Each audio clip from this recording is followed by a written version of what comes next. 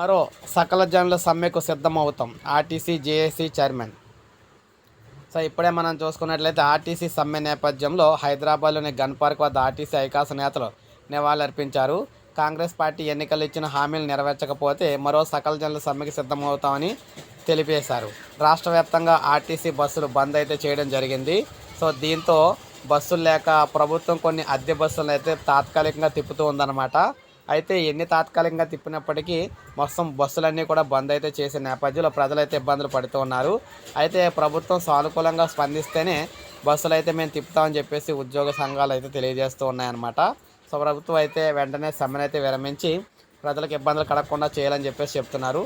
ఎట్టి పరిస్థితుల్లో వీరైతే మా హామీ నెరవేర్చే వరకు అయితే మేమైతే ఉద్యమం కొనసాగిస్తామని తెలియజేస్తున్నారు. సో దీంతో చూసుకున్నట్లయితే ప్రజెంటు తెలంగాణ వ్యాప్తంగా ప్రయాణాలు అయితే రద్దు అవుతూ ఉన్నాయి, బస్సులు అయితే బంద్ అవుతూ ఉన్నాయి. సో మరి చూడాలి ఏం జరుగుతుంది ఏంటనేది. తాజా అప్డేట్ రాగానే వీడియో రూపాయలు అందిస్తాను. ఒక లైక్ చేయండి, సబ్స్క్రైబ్ చేసుకోండి, మన ఛానల్ సబ్స్క్రైబ్ చేసుకోండి.